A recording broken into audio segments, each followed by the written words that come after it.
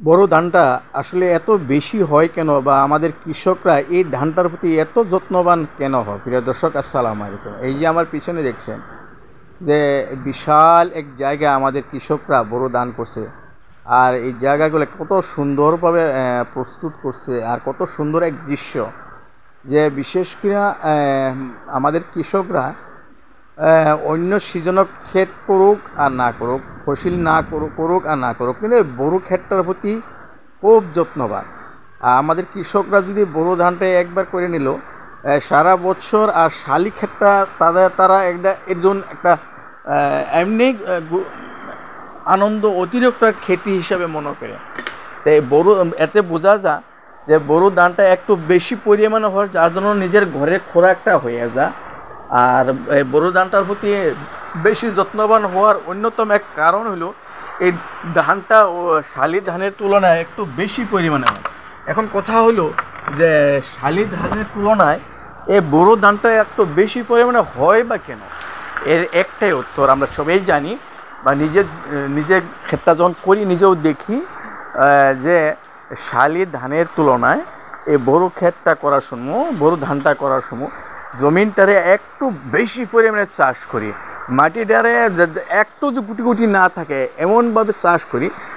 তার বাদে এটা কৃত্রিম পদ্ধতিতে কিছু সারের ব্যবস্থা করা হয়, আর ছোট ছোট মাটির বাঁধ দেওয়া হয়, যাতে মাটির সর্বাবস্থায় যাতে মাটিটা পানি তার ভিজা থাকে, নরম হয়ে থাকে। আর অতিরিক্ত কোনো ঘাস, ধান ঘাসের বাদে অতিরিক্ত কোনো ঘাস উঠতেই দেয় না, যাতে সারটা অতিরিক্ত কোনো ঘাসে খাইতে না পারে, বা এই মাটির সারটা যাতে অন্য কোনো নিতে না পারে, এমনভাবে পদ্ধতি করে আমাদের কৃষকরা এই ধান ক্ষেতটা করে, যার ধরনই এই ধানটাও বেশি পরিমাণে হয়। আর যখন ধানটা একটু বেশি পরিমাণে হয় মনটায় আনন্দ লেগে যায়। কিন্তু একটা কথা চিন্তা করে দেখছি যে ধানটা বেশি পরিমাণে হওয়ার কারণ কি? এক হইল মাটিটা একটু বেশি পরিমাণে চাষ করা হয়, দ্বিতীয়ত মাটিটা সর্বাবস্থায় যাতে ভিজা থাকে এই জন্য পানির ব্যবস্থা করা হয়, পানি যাতে সমস্ত জায়গায় সমানভাবে থাকে, প্রয়োজনে ছোট ছোট করে বাঁধ দেওয়া হয়, মাটির বাঁধ দেওয়া হয়।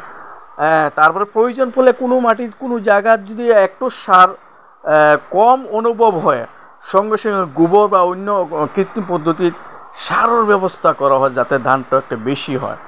নিয়মিতভাবে এই ক্ষেতটা করার বাদে নিয়মিতভাবে কৃষকরা এই জমিনে লাগিয়ে থাকতে হয় যতক্ষণ পর্যন্ত ধান কাটার উপযুক্ত না হয়।